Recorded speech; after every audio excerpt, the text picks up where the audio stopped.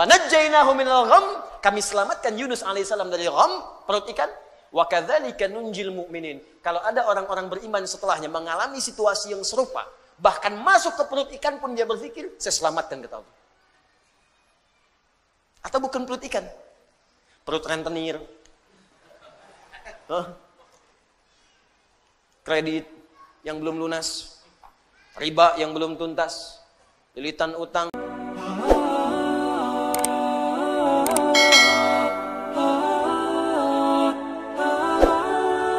Baik, fokus.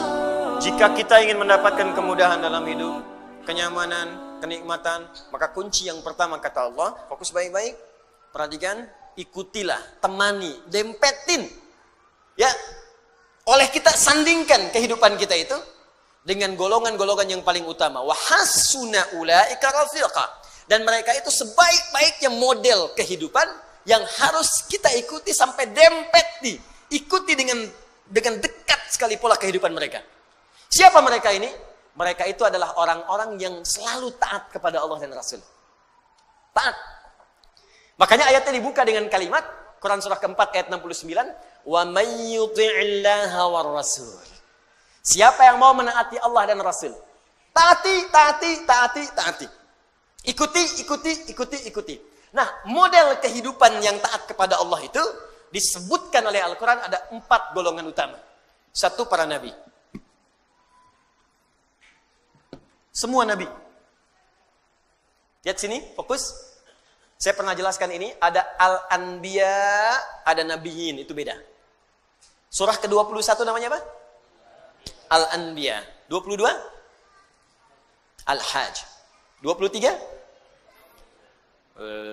Gini lah, 114? Anas, Masya Allah.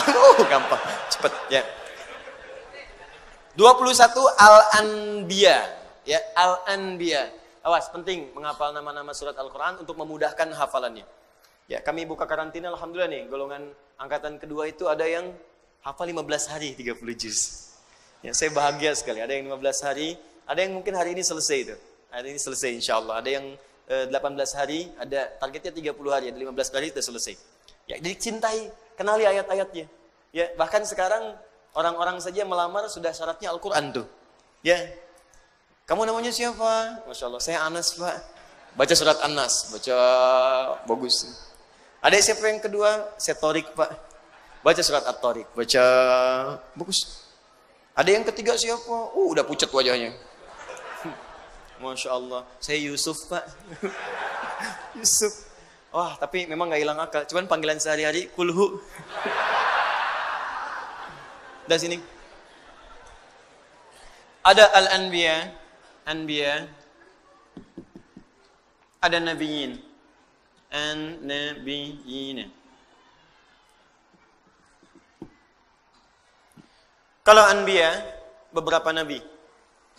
Karena itu di surah Al-Anbiya tidak dikisahkan semua Nabi. Tapi kalau Nabiyin, itu seluruh Nabi. Dari Nabi Adam alaihissalam sampai Nabi Muhammad sallallahu alaihi wasallam.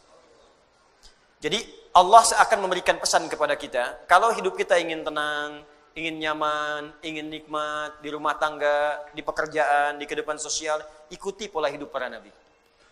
Makanya saat Anda sakit, ada contoh Nabi Ayub yang pernah sakit. Oh, fokus. Ada yang pernah sakit. Ya Allah, saya sakit kepala, sakit di kaki, sakit di tangan, ya, sakit di kantong, ya, sakit macam-macam. Nah, begitu terkena penyakit fisik, Allah turunkan pola kehidupan Nabi yang pernah sakit. Ada yang ringan-ringan, seperti Nabi Ibrahim sakit. Bagaimana menikmati penyakit itu? Ini yang paling indah. Sakit tapi menikmatinya gitu. Kan kebanyakan orang sakit itu menghadirkan keluhan kan? Makanya dokter bertanya ketika pasiennya datang, keluhannya apa Pak? Keluhannya apa Bu? Dia ada orang sakit mengeluh. Tapi kalau Anda paham rumus ini, sakit tapi menikmati sakitnya. Pernah nggak ada orang terima sakit? Keluhannya apa? Oh, nggak ada, nikmat semuanya. Terus ngapain Bapak kesini? Cuma buat kasih tahu aja. Orang semua sakit itu ditanya keluhan, yang ini tidak menikmati sakitnya. Nabi Ibrahim sakit. Ketika sakit, Quran surah ke-26 ayat 80. Wa idza maridtu fahuwa yashfin. Kalau saya sakit, pasti Allah sembuhkan. Enggak ada keluhan. Allah, Engkau yang memberi saya makan. Engkau yang memberi saya minuman. Engkau yang menghidupkan saya. Engkau yang mewafatkan saya. Seperti Engkau menyehatkan saya dengan makanan dan minuman. Saya sakit pun, pasti Engkau sembuhkan. Enggak ada keluhan yang keluar. Yang dahsyat Nabi Ayub. Ketika Anda berkata, itu kan penyakit biasa Ustaz. Tapi saya ini kena jantung. Jantung. Tapi kan masih hidup, Bu. Kematian itu tidak ada hubungan dengan jantung. Kematian itu dengan ajal. Ada orang nggak sakit jantung pun kalau sudah tiba waktunya meninggal juga. Gitu. Tapi kan ginjal saya tidak berfungsi. Tapi kan mata ibu berfungsi. Ya. Tapi kan telinga bapak berfungsi. Lisan kita berfungsi. Maka ketika ada orang mengeluhkan penyakitnya, Allah turunkan penyakit yang paling dahsyat yang pernah dialami oleh seorang nabi, yang tidak pernah dirasakan oleh orang sebelumnya dan tidak akan pernah dialami oleh orang setelahnya. Supaya nggak ada yang mengeluh lagi. Ketika mengeluh, Allah kemudian balikan. Ini aja nabi saya uji, dia nggak mengeluh. Kamu bukan nabi, kenapa mengeluh? Tapi kan dia nabi, ya Allah. Diturunkan ayatnya. Kalau ada orang yang bukan nabi pun mengikuti amalannya, maka saya akan berikan kenikmatan yang sama seperti dia mengalaminya. Maka turunlah Quran surah ke-21 ayat 83 sampai 84 itu. Wa ayyuba idznada rabbahu anni massani yadurru wa anta arhamur rahimin. Kata Allah, hei, saya akan buka kisah Ayub alaihissalam supaya kalian belajar. Ketika ia mulai bermohon kepada Allah, saat sakitnya mulai mengganggu dia untuk ibadah. Di saat sakitnya itu biasa, beliau nikmati aja. Nikmati, sholat ya sholat, ibadah ya ibadah, gak ada keluhan. Istrinya bertanya, Papa, kenapa gak minta kepada Allah sembuhkan? Kata suaminya, berapa lama kita sehat dan senang? 20 tahun. Berapa lama kita diuji dengan sakit dan begini? 7 tahun. Nanti aja, kalau sudah sakitnya sama dengan sehat 20 tahun, baru saya minta kepada Allah. Saya malu dikasih sehat 20 tahun, saya senang. Kenapa ketika dikasih sakit untuk ibadah selama baru 7 tahun sudah mengeluh? Bukankah semuanya datang dari Allah untuk kita beribadah kepada Allah? Dikasih kaya 20 tahun, kita senang. Diuji dengan fakir baru 7 tahun sudah mengeluh. Saya malu. Nanti aja kalau ujiannya sudah serupa. Jadi bagi Nabi Ayub nggak ada bedanya. Harta ada, nggak ada harta, tetap ketaatan kepada Allah meningkat. Sakit dan sehat nggak ada bedanya bagi beliau. Sehat ujian untuk beramal sempurna, sakit untuk banyak istighfar. Bukankah ketika sakit ada peluang dosa kita diampuni? Dikala cara berpikir kita seperti Ayub alaihissalam, diajarkan ini zikirnya. Apa jawabannya? Fastajabna. Fakashafna ma bihi min dhurrin. Wa atainahu ahlahu. Wa mithlahum ma'hum rahmatan min indina. Belum selesai sampai sini. Wa dzikra lil abidin. Ketika Nabi Ayub alaihissalam bersabar dengan penyakitnya, beliau menikmatinya, dan ketika mulai mengganggu penyakitnya untuk ibadah, baru bermohon kepada Allah. Ya Allah, penyakit ini sudah menghambat saya untuk ibadah. Jadi minta sembuh itu bukan sekedar minta sehat, supaya ibadahnya nggak keganggu. Jadi ketika sakit biasa saja, ketika ibadah terganggu baru minta sembuh. Tuh. Ya Allah, kaki saya sakit. Jangankan kamu, banyak yang sakit kaki. Ya Allah, sakit di kaki ini sudah mulai mengganggu saya untuk bisa ke masjid berjamaah. Begitu caranya. Ya Allah, kepala saya sakit. Banyak yang sakit kepala. Ya Allah, penyakit di kepala ini sudah mulai mengganggu saya untuk khusyuk berzikir kepadamu. Gitu caranya. Jadi begitu Anda menikmati itu untuk kepentingan ibadah, ditutup dengan kalimat wa dzikra lil abidin. Ini aku ingatkan untuk hamba-hambaku yang lain selain Ayub. Jika kalian mengalami hal yang serupa, amalkan amalan seperti Ayub merasakannya. Nabi. Anda berdagang. Anda bisnis. Anda bekerja. Anda berdakwah. Anda mengajar. Apa Anda kira akan mudah menyampaikan semua itu? Belum tentu. Kadang-kadang ada saingan. Anda yang ikut tender, mereka yang menang. Padahal nggak ikutan sama sekali. Ada yang kemudian berusaha menyingkirkan, menyungkurkan. Ada yang mengajar juga, kadang-kadang ada yang menyoal. Bukan cuma Anda. Bahkan ada seorang Nabi namanya Yunus alaihissalam. Berdakwah, bekerja dengan baik. Disoal oleh orang sampai diusir dari kampung. Masuk kemudian ke perahu, dilempar, ditelan ikan paus. Anda bayangkan. Anda masih hidup sampai sekarang, beliau di dalam perut ikan paus. Tapi kau masih bisa nikmat aja, zikir. Idznada fi dhulumati, ya. Baca ayatnya wa dhannuni. Baca ayatnya 86 sampai 87-nya. Wa dhannuni idh dhahaba mughadiba, ya? Wa dhanna an lan naqdiru alaihi fanada fi dhulumati alla ilaha illa anta subhanaka inni kuntu minadh dhalimin. Tadinya gelisah. Enggak enak tuh. Ditelan dalam perut ikan paus. Kira-kira tuh di dalam perut ikan paus itu, maaf ya, terang atau gelap? Udah pernah masuk? Hah? Pengap atau nyaman? Kita kebayang aja pasti pengap, sempit pengap. Dalam perut ikan yang sangat besar itu, sempit pengap. Tapi masih bisa berzikir kepada Allah. Allah ilaha illa anta subhanaka inni kuntu minadh dhalimin. Allah ilaha illa anta subhanaka inni kuntu minadh dhalimin. La ilaha illa anta subhanaka inni kuntu minadh dhalimin. Allahu akbar.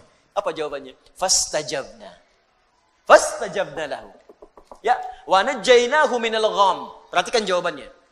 Tadi Nabi Yunus alaihissalam masuk ke dalam perut ikan paus. Tapi ketika dijawab doanya, jawabannya bukan mengeluarkan beliau dari perut ikan paus. Ya. Kalau mau konsisten, fastajabna lahu wa najjaynahu minal hut.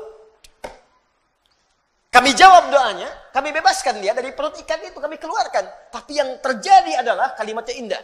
Fanajjaynahu minal ghammi. Gham. Apa itu gham? Gham itu awan gelap yang menaungi. Gelap.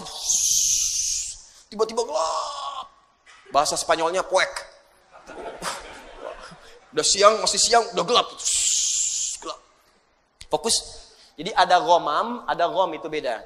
Kalau ghamam itu awan teduh yang menaungi. Ghamam. Al-Baqarah ayat 57. Wa dhallalna 'alaikumul ghamama wa anzalna 'alaikumul manna wassalwa. Paling kiri sebelah bawah. Ayo, mana Qurannya? Dia ada ghamam, ada gham. Kalau gham itu awan gelap yang menaungi. Maksudnya ini bahasanya tinggi, bukan awannya. Tapi suasana gelap yang mencekam. Kadang kalau orang sedang ngelihat awan gelap, siang-siang gelap, perasaannya bagaimana? Gak enak ya? Gak enak, jalan gak enak, perasaan gak enak. Yang dimaksudkan di sini bahasa kiasan. Ada orang yang mengalami situasi yang gelap, bikin sesak. Seperti Nabi Yunus berada di perut ikan paus. Suasana gelap, bikin sesak. Mungkin tidak harus masuk ke perut ikan. Anda ikut pekerjaan, tiba-tiba dijahili oleh orang. Anda yang difitnah, bukankah gelap? Pulang-pulang siang tapi sudah longlai. Nyampe rumah nggak ada senyum. Anda yang ikut ujian, begitu mau wisuda, ada nilai yang hilang belum sampai, tiba-tiba gelap.